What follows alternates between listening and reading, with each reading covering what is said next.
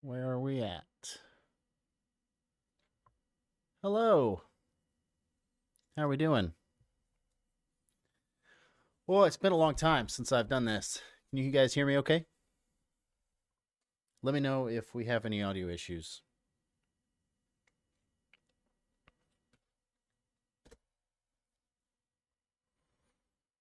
Let's see. What up, everybody? Hey, how's it going? Good.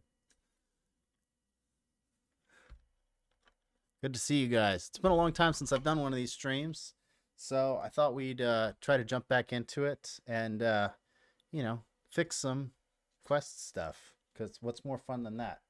That's what we do all the time here. Oh, thank you so much. I appreciate that. Oh, you sent me your headset. That's cool. Is this Oculus broken? Oh, yeah. Yeah, this Quest 3 has a broken speaker arm. Yeah, let's talk about this headset for a second. So, broken speaker arm for sure. We're going to replace the speaker arm mounting ring. These mounting rings are just really, they're just really fragile. They're just made out of really flimsy plastic.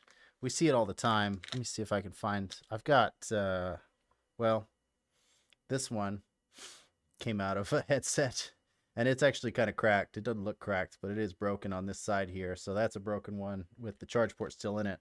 And then I replace them with these metal ones because they're just more durable. They're just better. And then the controller has some joystick drift. So we're going to fix the joystick drift on this controller as well. And hopefully I can get through all this stuff in about an hour. We'll see. It's always a rush. Oh, you love my shorts. Thank you so much. Hey, do we have a Discord server? I think technically, but nobody really maintains it. Like we don't really we don't really use Discord around here.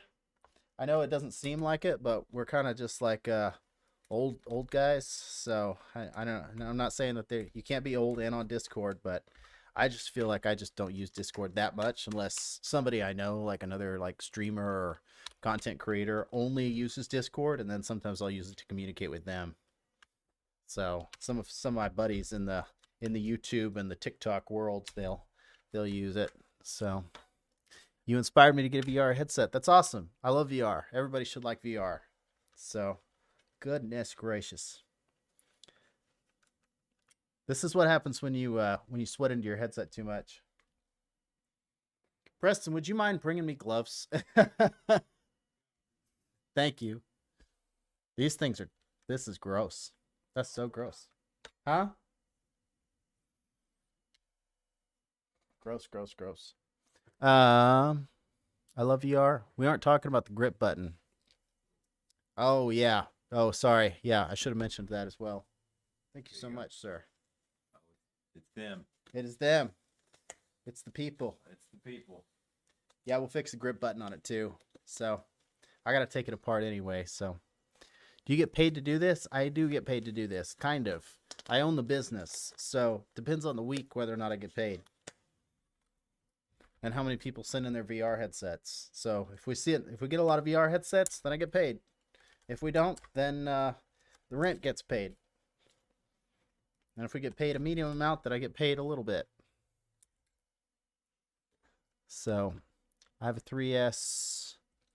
I have a Quest 3S that has black screen and won't fix. I tried everything, but won't fix. Can you tell me what it might be?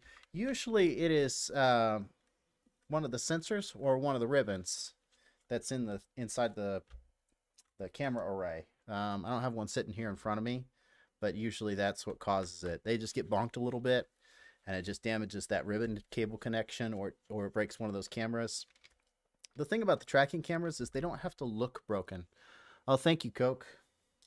But yeah, they don't have to look broken in order to be non-functional. So Coke says, hey, what do I do if my screen blacked and not track? Well, it kind of depends on what model.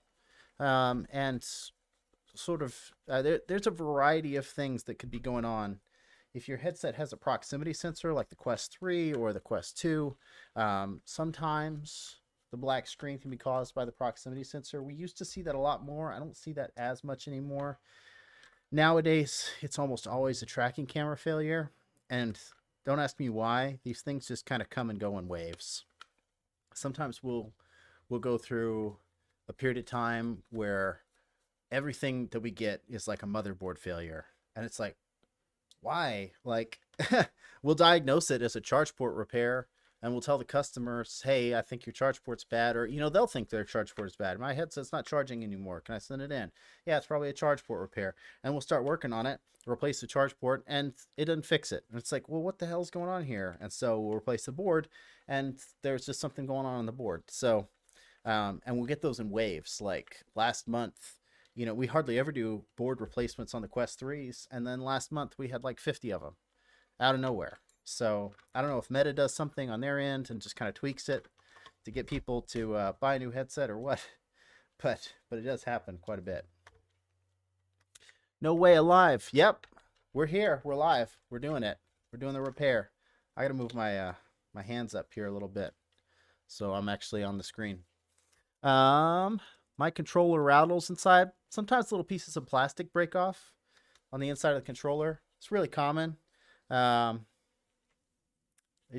have lots of little places where screws, lock into, and but the screws won't come out because they're kind of locked in place by other things. So you won't have a screw necessarily move around on you, but the plastic that it sinks into will break off. And so that screw's just kind of stuck in place by something, and then your screws rattling around. I love these videos. I need to get my Oculus fixed. My Quest 2 battery is so bad it dies in like 20 minutes. Yeah, you can always send it in. If you guys ever need repairs or parts or anything like that, you can always go to our website, fixmyoculus.com. Of course, if you've been a member of the channel for a while, if you've been here with me for a while, you know that. But if you're new here, then fixmyoculus.com is the website, and that's where we do all of our service and repairs. And you can request a shipping label and send your headset in for evaluation. If you know what's wrong with it, then you can just purchase that service right on the website, or you could buy the part yourself. If you don't see the part that you're needing, or for some reason our stock isn't reflecting as, having something in stock, then you can always reach out to us. Our email and our phone number are right there. And we're here 9 to 5, so don't try to call us on the weekends because everybody needs a break, including VR headset repair technicians. I'm getting a VR this week. I'm so excited. I'm excited for you. It's a whole new world in there. Multiple worlds, actually. Any update on your buddy and how his fundraising? Oh, Ty, yes. He was very appreciative of our video that we put out. He texted us earlier today or yesterday. Preston, did he text us yesterday or earlier today? Early this morning. And he said that he was going to hopefully have an update on his health and here in the next couple days. Next couple days, right? Like 48 hours, he said? Yeah. So hopefully we get an update from him. I'd like to have him on the channel. He's kind of, he's one of the guys that really focuses a lot on the Apple Vision Pro stuff. I don't focus as much on the Apple Vision Pro stuff. So I think it'd make for a fun live stream to sit there and talk with him about the Apple Vision Pro. And, for all of you that, haven't experienced it, I've only done like a demo of it in the Apple Store. So I've only had a very, very shallow experience with the Apple Vision Pro. I'd like to get one. It's on my list of all the headsets that I need to get. You guys don't realize how many headsets there are. There's tons and tons of headsets. But yeah, we're wishing Ty the best. Hey, I'm new here and I have a Quest 3S. That's awesome. Thanks for being here. My Quest 3 controller black part is falling off. That happens. I sell replacement ones. Sometimes the little pins that kind of stick into the front of the headset just kind of fall off. I also have these like clear ones. Of course, this one I painted purple, but it's just these little pins kind of stick in the front of the controller, and there's a little adhesive here, but it's not real strong adhesive. I gotta make sure I'm lined up for those of you who are on vertical. But yeah, sometimes these little standoffs just break off, and you can, most of the time you can just push this back down in place, but if those are broken off, then it's not going to help much. And so you can just order a new one from our website. Which one is your favorite VR game? I'm kind of old school. I kind of like a lot of the games that came out in like 2018, 2019, personally. Blade and Sorcery is always a favorite. Super Hot's always a favorite. I still jump into like games like Arizona Sunshine when I can. I played a lot of the Talos Principle when it first came out. Budget Cuts. Preston and I were talking about Budget Cuts the other day. That was a sick game. Half-Life Alyx. You know, everybody loves Half-Life Alyx. So, you know, it's just kind of that's the sort of gamer I am, just broadly speaking. I sort of play a lot of nostalgic sort of things. So I still have my old like PS2 and PS1 and Sega Genesis, and so I still play on a lot of those things. And every year for my birthday, Preston and I try and get through like at least one like old school game. So like a couple years ago we did Halo 2, and then we've done Resistance Fall of Man, and you know, 2-player games. But please make a vid for when you finish with that mask. Bonnie, my favorite character. I'm not sure what that means. Can you tell me what your favorite VR headset is? I probably play on the Quest 3 the most. Different headsets offer different things, you know? It's kind of like, what's your favorite car? Well, you know, it kind of depends on what your needs are. Trucks are different from sports cars, and, you know, the sort of person who has utility for a truck isn't necessarily gonna, maybe they love a sports car, you know, maybe the Corvettes are awesome or Ferraris are awesome or whatever, but you know, they don't necessarily buy those because it doesn't fit their needs. um Quest 3 is what I play on the most, just to be blunt with you. I used to be a big Valve Index guy, but the resolution on the Valve Index is just not as good as it is on the Quest 3. So if I'm going to play, like just kind of jumping into something, I'm going to play on the Quest 3. I have Vive Pro 2. I never play on it. I'm getting a big screen Beyond 2 soon. So hopefully that is like a game-changing experience for me. Do you ever play VR chat? No, I never really play VR chat. It's not really my thing. I'm not much of a social gamer, just broadly speaking. I'm not much of a social person, broadly speaking. This is about as social as I get. Just you and me guys, like you guys and me. What do I do if I submitted a repair and I didn't mean to? Don't worry about it. Just don't send it in. If you wanted to email the team and let us know that you're not going to send it in, then you can just email the team and let us know so we can go ahead and cancel the shipping label. But, you know, that's it. No harm, no foul. I think I need a new fan, but I don't know where to start with fixing it myself and how to go about it. VR gets too hot. Well, I have tutorials for all of the major headset fan replacements, I think. I'm not sure that I have one specifically for the 3S, but I do have a bunch of repair videos for the 3S, so you should be able to figure it out. But if it's the 3 or the 2, I definitely have fan replacement videos for those. Is the Meta Quest Pro useless? It's not totally useless. It's dated. You know, that headset's a few years old now. The resolution is not that good. The full color pass-through on it is not as good as the Quest 3's. The real utility for the Quest Pro is in the face and eye tracking. It's the only headset that I'm aware of that has built-in face tracking. There's other headsets like HTC has things like the XR Elite that you can get like add-ons, or the Vive Pro I, you can get an add-on. But HTC doesn't make those anymore. Like they're just kind of out of the VR space. So unless you can get it on like eBay used, it's tough to get full face tracking on a headset. You can get things like the Babble trackers that will track on other headsets. So like the Quest 3, you can get a Babble tracker for the Quest 3, you can get a Babble tracker for the Vive Pro, and do the iMod on the Vive Pro, or not the Vive Pro, the Valve Index. But you got to do a bunch of modifications to it. The Quest Pro's real utility is in that full face eye tracking. It's just the only one that really offers that. What's the best VR to play Gorilla Tag on? Probably a Quest 2 or Quest 3S. If you're going to play a lot of Gorilla Tag, you need something that can take a beating, and something that is inexpensive to replace. Coke 111G, thank you so much. Hey, $7 total now. I fixed my headset fan. It had 2 screws missing, but the screen is black and the tracking doesn't work fully on a Quest 3. I would double check your cable connections. That's the most likely thing. Double check your proximity sensor underneath your silicone face shield and make sure that you didn't sever that cable on accident.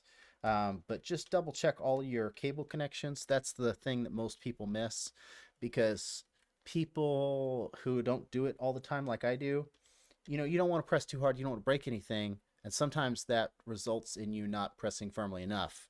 So there is kind of a balance when it comes to putting these things back together. It's easier to take them apart than it is to put them back together. That's for sure. Anybody with a screwdriver can take one apart, but putting one back together and doing it right, that's tough. Not impossible.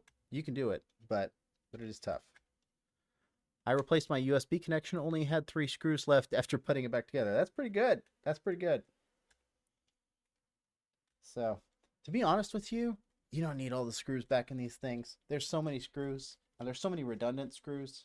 You could probably almost put one of these back together and only use, like, I don't know, maybe 10 screws total, if for whatever reason you were really dedicated to that. Ugh. Are you familiar with Five Nights at Freddy's? I'm very familiar with Five Nights at Freddy's. Back in my VR arcade days, we used to host Five Nights at Freddy's night in October at the Sixth Dimension Virtual Reality Arcade in Rogers, Arkansas. Do you play Bone Lab? Not anymore. I have played Bone Lab. It's been a long time since I played Bone Lab.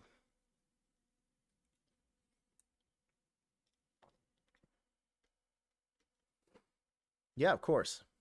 Happy to help, Coke. Thanks for your donations. What if my tracking is not working? Kind of depends on what unit it is. Maybe if there was other things that happened to the headset to make the tracking not working, that might help me determine what exactly is going on with it. What is the best way to clean the eye area around your IPD? It's a good question. So it's kind of depends on the unit. With a Quest 2, you can just kind of take a toothbrush and isopropyl alcohol, 99% isopropyl alcohol, and get in there and clean it out. With the Quest 3s, you have to be a little bit more careful because you've got this silicone face shield. So you do have to be a little careful not to break or not to ruin that silicone face shield or the lenses. I wish the Meta 3 didn't have the coating or cover to easily replace scratched lenses. Yeah. It's kind of a trade-off, right? Like the more advanced that technology gets, the harder it is to fix on your own. So we make all these demands of companies to improve the technology and improve the field of view, improve the quality of the optical stack and the displays, and then the costs go up, and then we hate that. And then when the costs go up or go down, and volume goes up, then sometimes that results in things that are harder to repair. What about Poker Stars? Yeah, I do. I've played Poker Stars. I used to play Poker Stars a lot more. My wife and I, we had a baby back about 6 months ago, so my evenings are a little bit more tied up than they were 7 months ago. But honestly, who doesn't have a microfiber cloth? Yeah, most people should have a microfiber cloth. Pretty common thing to have. I don't know how you can ruin the lens so much it needs replacement. Well, a variety of ways. Glasses will do it for sure. Glasses will do it for sure. Most of the time I feel like it's people who wear glasses or people who just, they didn't get lens protectors. Something gets on there, a little bit of sweat, a little bit of, something, and you don't have the microfiber, so you just use your t-shirt a bunch of times, becomes habit, and then eventually you notice these little micro scratches turn into scratches, and then before long you've got this blurry headset that you're dealing with.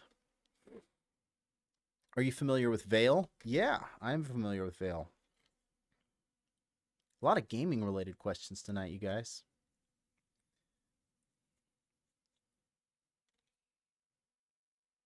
I feel like I need to move this down a little bit. Maybe like this. My hands are kind of...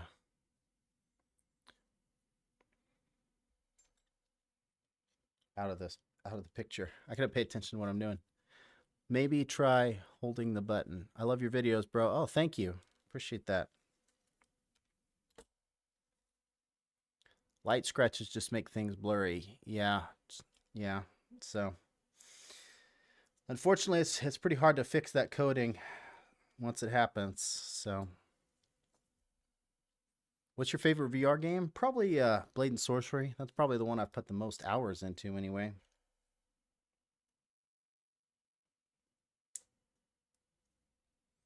Do you actually play VR? Sometimes. Not as not as much as I used to. Most of the time I'm here doing this. And then really ever since the channel took off, I feel like I spend a lot of time doing that. I mean, it was just like a year ago, we only had 10,000 subs.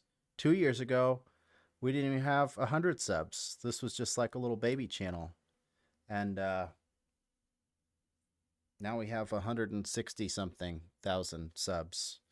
So I spend a lot of time nowadays making content, trying to make videos, trying to come up with new video ideas, things to talk about with you guys. Oh, thank you. Appreciate that. How much money does it cost to fix a VR? It depends on what's wrong with it. Different things costs different amounts of money. You know, it costs less to like fix a piece of glass than it does to fix a VR that was run over by a car or chewed up by a dog. I can tell you that. But I would say for the most part, most of our pricing is just kind of on the website. So if you're curious about uh, what things cost, you can just kind of go to our website, fixmyoculus.com, and get most of your questions answered there.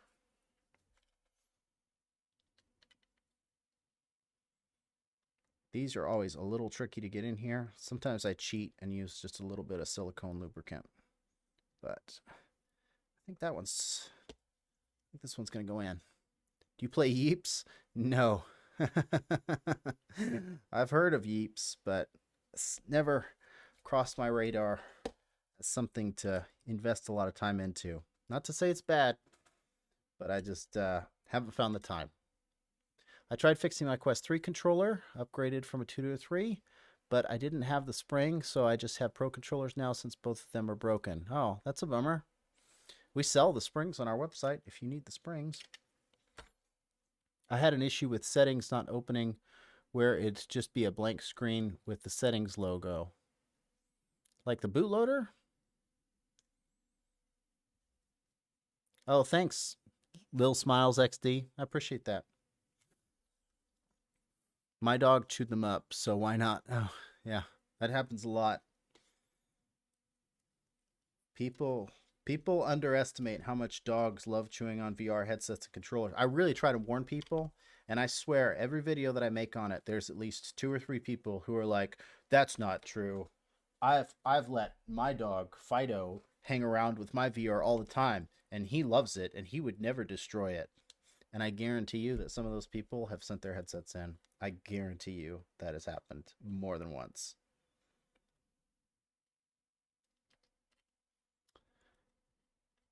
Yeah, I'll bet he is.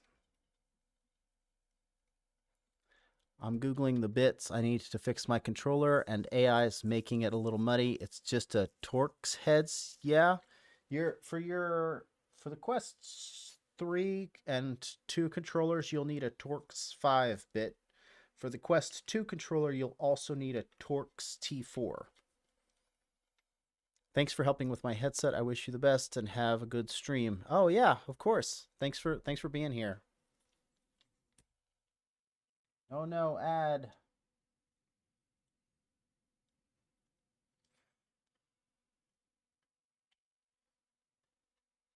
What do I do if my VR snap turns on all the time? You might have joystick drift. Try going to the joystick calibration menu and seeing if you've got some phantom drift. That happens quite a bit.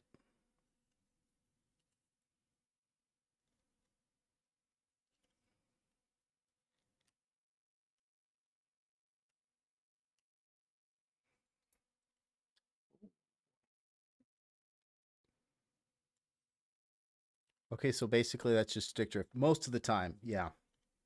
I'm not saying it couldn't be caused by something else, but I would just check the joystick calibration menu, see if you're getting some phantom drift, and if you are, then that's probably it. I play Veil Pro and Semi-Pro, so I'm kind of addicted. Yeah, sounds like it. It's an okay thing to be addicted to. There's worse things to be addicted to. I made the mistake of thinking it was as easy as the 2 to work with. Yeah, there's the 2 is pretty easy to work on. The 3S is fairly easy to work on. The 3 is much harder to work on than either of those 2 units, and the Pro is borderline impossible to work on. The only person in this whole building that really works on the Pros is me personally. So if you have a Pro, it's probably getting fixed by me, because I'm the only person who's willing to tolerate it. They're awful. They're so bad. They're so bad.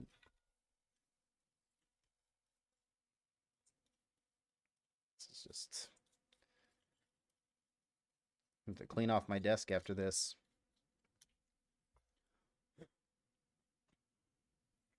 I got this little blower recently. This is not an ad, by the way. This is just a really nice little blower. I like it a lot. I don't have to get up and go over to the wall outlet and plug my blower in or go through a bunch of canned air. It just works. It's great. That's an awful, yeah, right? People underestimate how much they are sweating into these headsets. It's crazy. How often do you see dead, corroded face tracking IRs on the Quest Pro? All the time. And how difficult is it to replace them? Almost impossible. Almost impossible. Like basically the whole headset has to come apart in order for you to get to the face tracking, because they look pretty accessible, being that you can just kind of take the silicone face shield that, oh, well.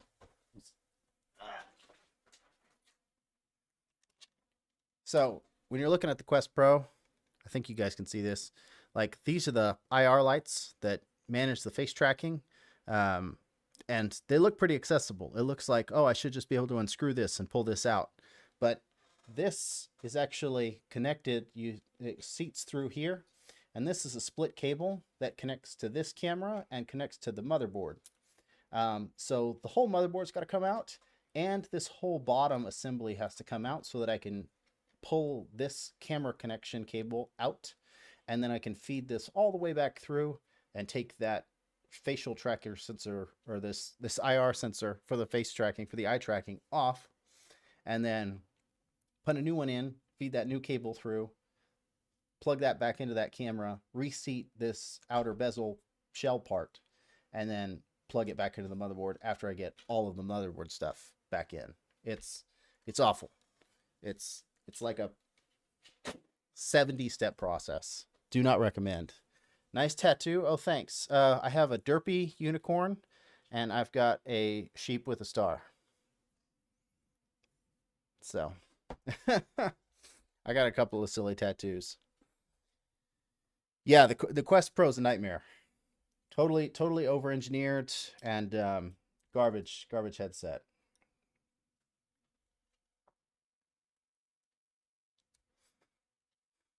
It didn't. Why do my friends call me computer man? Like all I can do is build a PC and know C# with VR game on the Meta Quest. That's all. Basically, if you can set the clock right on a computer, you're more technologically advanced than like 60% of the population. So take pride in your nickname. Be the computer man. Embrace it. Everybody who does what I do for a living or things similar to me, you know, electrical engineers and business owners who run repair shops and all that sort of thing, they all started out as computer man when they were like 11 or 12 years old. Daniel, come here and show me how to restart this computer. It crashed. Yeah, I've got the blue screen. Okay. I'll be down in a second. Let me finish my game. And then, you know, now you're living it. Oh, thank you so much. I'm getting the Quest 3S sometime in the next few weeks. Any tips? Get lens protectors. Get lens protectors. That's the big one. Any VR headset, I know it seems like an extra expense, but just get the lens protectors. It'll save you so much trouble. They're so much easier to fix or replace than the lenses themselves. And we get a lot of cynics on the channel who are like, "Oh, you're just doing this to make money and blah blah blah." It's like, obviously I run a business, but I really want the best for people. Like, my whole goal in starting this business, and especially in doing this channel, is to keep people in VR. Like, I don't want your headset to be broken. It's never my goal. So hear me out. Get lens protectors. I did make a video recently. I think I launched it on Christmas Day, actually. That was like 20 tips for new VR headset owners. So just basic things, things that you need to know how to do. Basic sort of, I don't know, cleaning information, maintenance information, stuff like that. So if you are new to VR, or even if you're not, go check out my video, 20 tips for new VR headset owners, or whatever the hell it's called. Love what you do, man, but I gotta ask, do you buy what Meta execs are saying about not abandoning the Quest? It can't be true with all the layoffs. Is the Steam Deck going to be the savior of VR? That's a great question. I'm kind of working on a video about that topic right now. I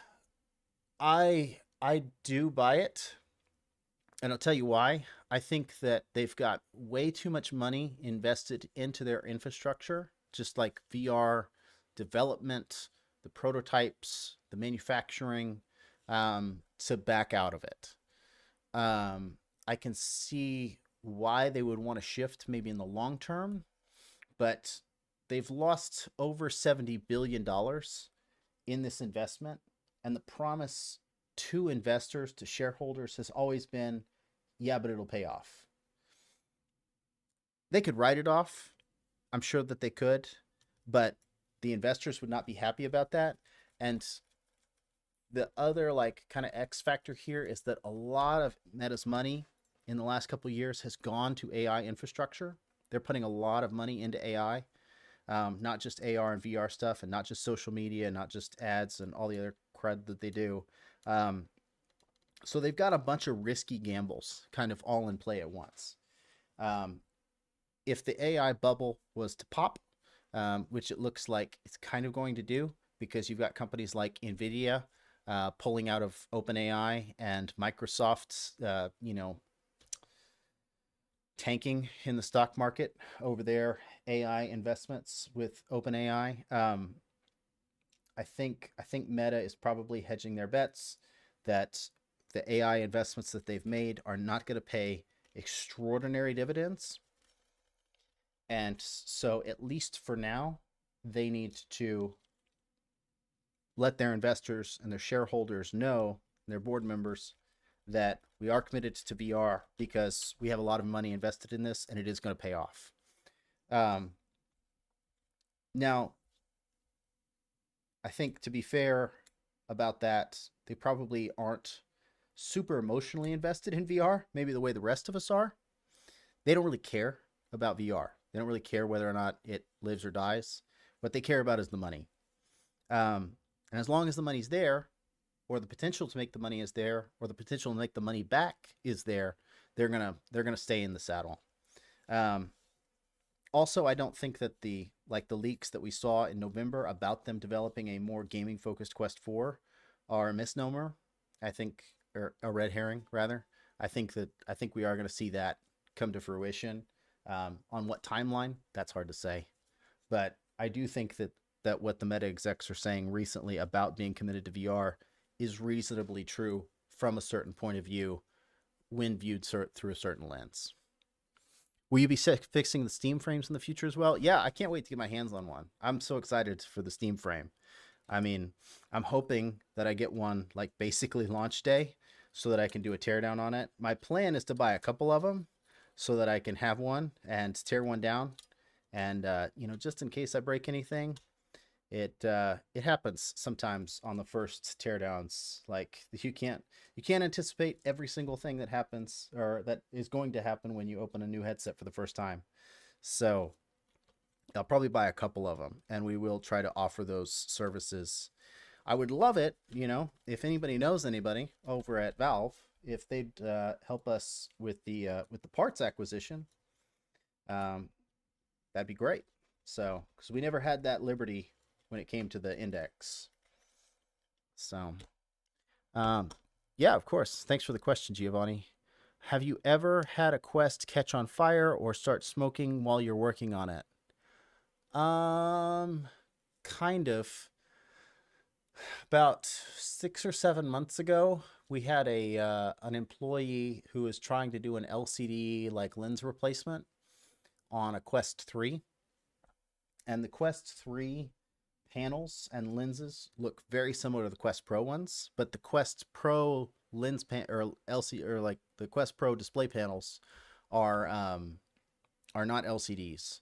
They're they're not micro OLED. They're mini RGB something something RGB backlight. I can never remember off the top of my head, but they're not LCD panels.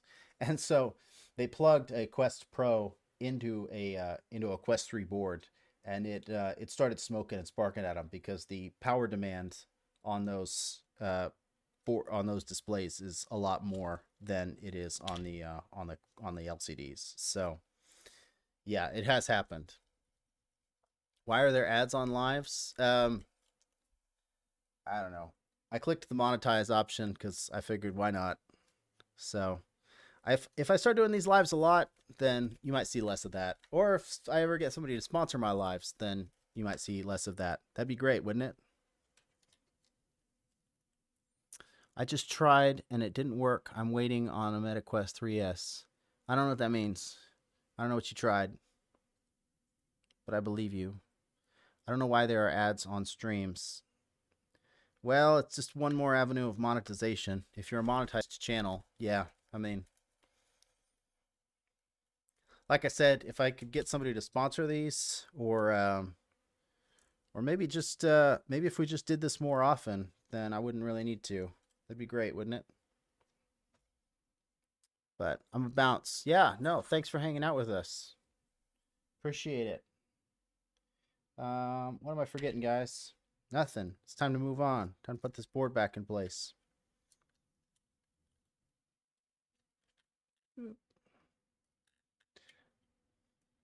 The other thing you really got to be wary of when you're doing this is just making sure that you don't get anything tucked up underneath before you start screwing stuff in. It's the biggest concern. Does it get lonely to work on stuff without the stream? I feel like yapping about the same stuff you're working on helps you focus. No. I have people in the building who I yap to when I'm not talking to you guys. But I do like talking to you guys, if that's any consolation. To be like totally frank, or I guess let you guys in on a little inside information here. I don't know if it's inside information or not, but it's not something I've talked about in a long time. I used to do this all the time. This was really kind of how I got my start doing content creation. Was we had a TikTok channel, and we still have a TikTok channel, but I would stream every day for like months. I think for like 5 or 6 months, I streamed like every single day. And from that is really kind of where people really started like reaching out to us and asking us if we had a website, because we were just kind of doing this locally for a long time.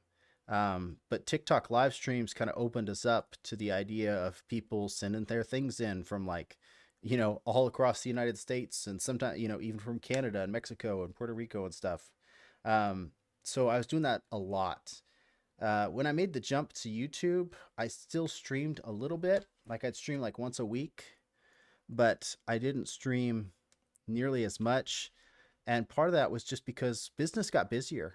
I went from fixing like 2 headsets a day to now I fix, on average, like 8 to 10 headsets a day. And I have 2 other technicians that fix 8 to 10 headsets a day. And then we have a full-time shipping person, and then Preston, who you've seen on my channel, in the live streams and the FMO show and stuff like that with me. He just manages like customer service and business stuff all the time, 24/7. So it's like a full-time operation, where when we first started out, it was just kind of me and Preston, just kind of, trying to fix these things and learn about them. And that that just took a lot of my attention away from doing the live streams. And additionally, because the YouTube channel really started to blow up, a lot of my time and energy got refocused into making videos, you know, like long form content and short form content. And then the shorts really started blowing up. You know, I do 2 to 3 shorts a week, most weeks, and those will generate anywhere between like 100,000 and 5 million views a piece. So I would say the return, the impact that I can have on people has just been a lot wider with the short form content. Where before, when I was doing the TikTok live streams and even like when I was doing the YouTube live streams, this was the most reach that I could possibly get. I was, you know, reaching maybe 30, 80 people at a time. Like my peak streams were like maybe 200, 250 people. But on a short, I can get, you know, hundreds of thousands of people to watch a short. So when you're thinking about things in terms of energy allocation, time allocation, it just makes more sense for me to spend my time doing shorts. But I enjoy live streaming. So I'd like to do more of it. And I'm hoping that this year we can really get into a better rhythm and try to do that more. So I'd like to do it at least, you know, once or twice a week. What is your opinion on the Pimax Super? I have a review video on it if you want to go check it out. The Pimax Crystal Super is a really nice headset for what it is. I kind of talked about this earlier. Different headsets are not like a one size fits all thing. You know, they're kind of like cars. Oh, you're working on something. Oh yeah. Oh You want it? yeah. Show it to me. Hold on. Can you see this? Right here. So, well, we'll come down here. The Crystal Super it's a really nice headset, but it's not a one size fits all headset. The thing that I really like about this, its like dominant positive feature, is that depending on what you want to do, you can change the entire optical engine. So you can kind of decide what you want your resolution to be, what kind of screens you want on it. You want micro OLED screens, you want pancake lenses, you want spheric glass lenses. You get those choices when you're looking at the Crystal Super. You can also change your audio. These are the upgraded, these are the DMOS audio speakers. DMOS audio. I don't know what they're called. DMOS something. For sim racers, flight sim, racing sim people who want ultra wide field of view, and who don't mind tweaking it and messing with it and getting every little setting just exactly the way that they want it. This headset's kind of unbeatable. It's also like $2,000. And if you get the micro OLED version, it's like, oh, sorry, it's like $2,300. So not cheap. It's an investment for those people because they've already spent probably $5,000 or $10,000 on the rest of their racing rig or, you know, flight sim rig or whatever it is. So they don't really mind spending the money on a really nice headset. But it's not an out of the box, oh, this is just great, it's got lots of games sort of headset like the Quest is. If you're looking for that kind of experience, the Quest is really the only thing that really offers that right now, because Meta is one of the only companies that's really invested in their library catalog or in their storefront and their like virtual experience, like the actual like graphical interface that you play in and play on. Doesn't require a computer. You can use the computer. Whereas the Pimax Crystal Super, you have to have a computer and you have to have a pretty powerful computer. Anything less than like a 4080 is just not going to give you the results that you want. So you're looking at a $2,000 headset, whatever rig you're using, you know, whether that's a flight sim rig or a racing rig. And then you're probably looking at another like $3,000 or $4,000 worth of computer just to power it. If you're one of those people, it's great.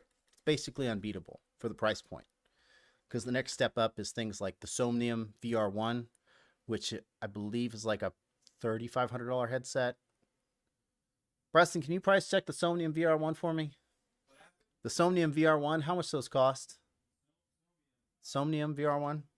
And then the Vario headsets, those are like $3,000 to $4,000 and up. You know, some Vario headsets can be like $8,000. So for that demographic of people, they're great.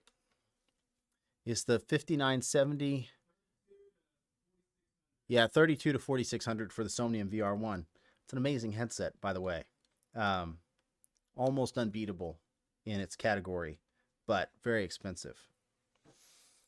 Is the 5070 good for VR? That 5090 70? I'm not sure what that question means. Oh, there's slow mode. Huh? He said the 5090 5970.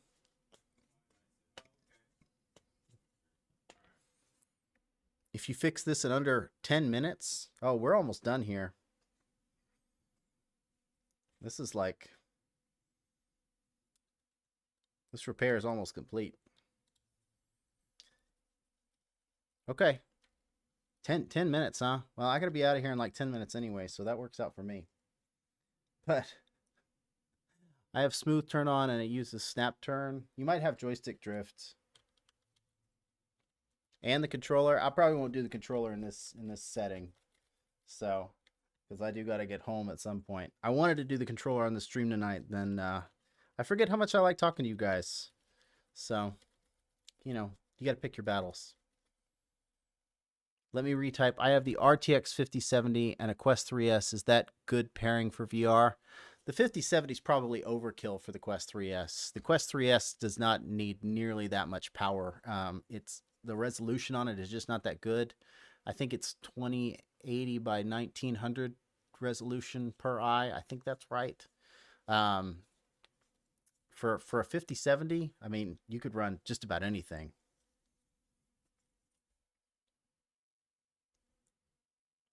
For some reason, whenever I'm playing on my Quest 3, sometimes it will randomly turn my screen gray for a second. How do I fix this? It's probably an issue with your proximity sensor.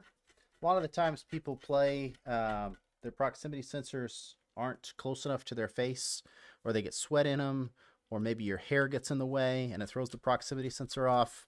There's a bunch of different things that can cause it. But yeah, it's almost always a proximity sensor issue. How much money will you make off of YouTube alone? It's really not that much. On an average, like, short, I probably make like 20 or 30 bucks. The ones that go like super viral, like 3 to 5 million views, I'll make a couple $100. The YouTube channel by itself probably makes on average about $3,000 a month. But again, we're growing so fast. We've added about 15,000 subscribers in the last like 4 weeks. Oh, I dropped my screw. We've added about 15,000 subs in the last 4 weeks, and we've been doing that every 4 weeks for like the last 3 months. So I hit 100,000 subs in late September, and we're at 162,000 subs now, I think, or 161 and change. So the value of the monetization is always going up. It's not a fixed thing. But that's a good question. Not a whole lot of people ask about that. Ugh. There we go. What do you think of programs like Quest Graphics Optimizer, which allow you to basically override the default constraints on the Quest 3 in order to increase the graphic quality? I've not tried that one. Might make a good video. Maybe we'll try it out and take a look, or maybe we can reach out to them and see if they want to do some sort of partnership or something like that. Quest, Preston? Yeah. Quest Graphics Optimizer. Just make a note. Might be somebody to reach out to. Is it possible to get eye tracking on a Quest 2? Yeah, there's a company, Eye Track VR. I say company, they're not really a company. But you can build your own eye tracking setup. I actually did a video a while back. Somebody sent me a Quest 3 with the Eye Track VR setup, and it's pretty cool. Takes a little bit of doing. You have to know how to solder and wire some things up together, but you can do it. Any price guesses for the Steam frame? I made a whole video about that actually. I'm thinking it's probably going to be between $6.99 and $7.99. And if you want my reasons why, you can go check out my video because I have a lot of reasons why I think that. Too much to get into here. It would take up the rest of the stream. Sorry, I'm 10 and I don't know how to do that with the eye tracking. Yeah, it's not for the faint of heart. I don't have eye tracking on my Quest 3, mostly because I don't need it. But even if I did need it, I would probably just buy a headset that had it built in. There's enough headsets now that offer eye tracking where putting the mod on isn't necessary. I would just say if it really means that much to you, I would just get a headset that has it integrated. Pimax has headsets that have eye tracking. Big Screen Beyond 2E has eye tracking. The Play for Dream has eye tracking. The Quest Pro has eye tracking. The HTC Vive Pro I has eye tracking. The Apple Vision Pro has eye tracking. That's a bit on the higher end price wise. I'm trying to think low end headsets that have eye tracking. Probably the cheapest headset that has eye tracking is probably the PSVR 2. You have to use some mods to get it to work with the PC, but I have seen it happen before. I've seen people do it, so I know it's possible. I've not done it personally, but it is possible. So if you were looking to get a headset and you already have a PC, those PSVR 2s used sell for like $300. So if you really wanted eye tracking, you should combine the Quest 3 and 3S and make an awesome headset. Well, the 3S is basically just a 3 with a worse display and a worse optical stack. So I'm not sure which parts I would pull from what. They're basically the same headset. I mean, the chip's the same, the RAM's the same. The only thing that's really different is the displays and kind of the design, I guess. But mostly that's because the displays. I currently have an RTX 3060 Ti, and the games I play right now on the 3060 Ti is not good enough, so I got a 5070 as a middle range GPU, and I play lots of intense VR games and intense flat games and use VR. That's cool. Was there a question in there? If my VR broke, would you be able to fix it? Just wondering. We can fix most things. The only things that we really turn down as far as repairs go are if there's more than like 4 major components that are damaged beyond repair. So like your LCD is broken, your motherboard is not working, your shell frame needs to be replaced, and your charge port's bad for some reason. If you have 4 parts that are all broken, then it's probably not worth it to get your headset repaired. I only really see that in instances where it's like it got run over by a car or something. Believe it or not, that has happened. People intentionally damage their headsets thinking that it's going to get on the channel. And again, if it's just too broken, like I'm not even going to bother with it because I'm just replacing the headset at that point. The other thing that we have a tendency to turn down as far as repairs go is like, how do I want to say this delicately? Liquid damage via biomatter. So if your cat or dog relieves themselves on your headset or in your headset, or something happens where there's human biomatter of a liquid nature in your headset, I don't really want to fix those. I don't really want to make my team endure that, so we just don't. If we open up the box that you ship your headset in and it smells, then I'm just not going to do it.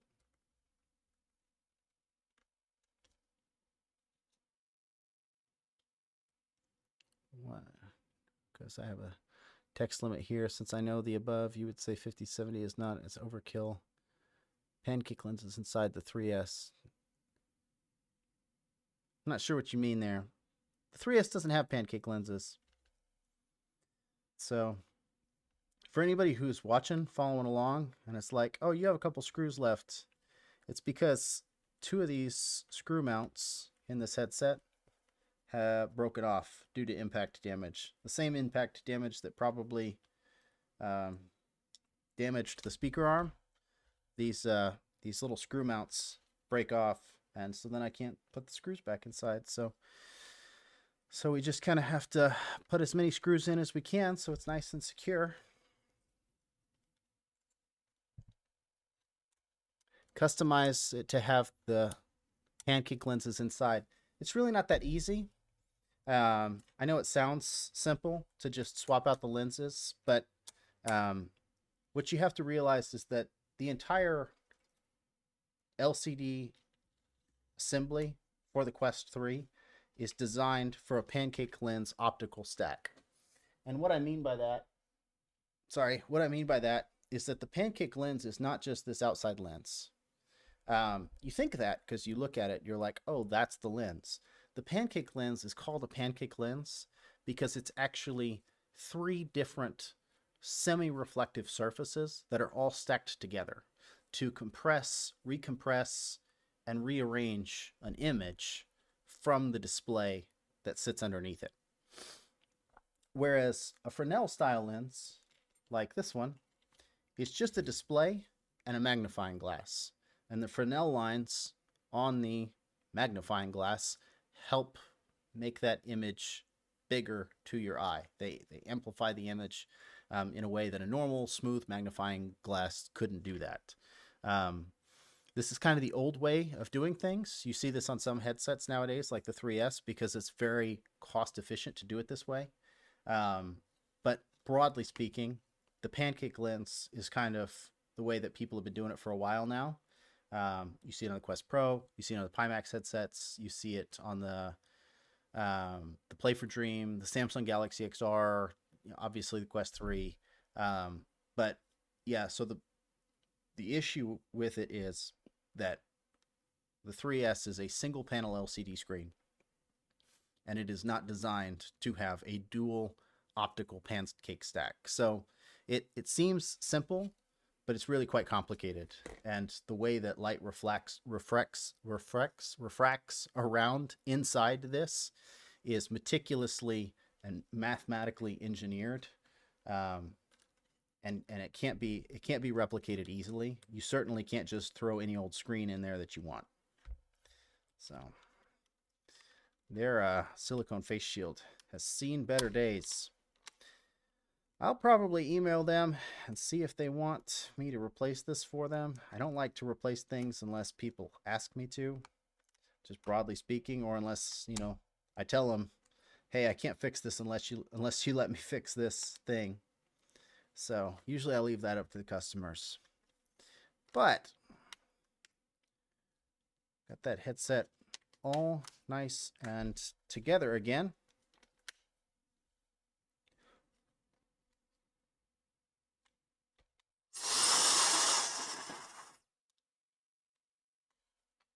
So tomorrow I can work on this controller.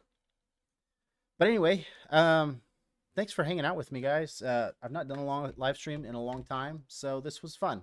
If you guys have any questions, or if you ever want to send your headsets in for repairs, you can always email us at fixmyoculus.com. And don't forget to like and subscribe for more VR related content like this.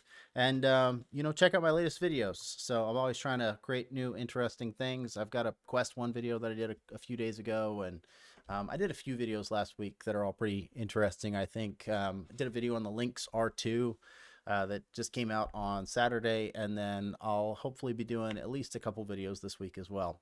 So please check those out. Don't forget to subscribe if you're not subscribed already.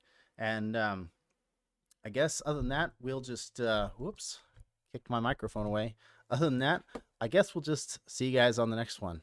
Thanks.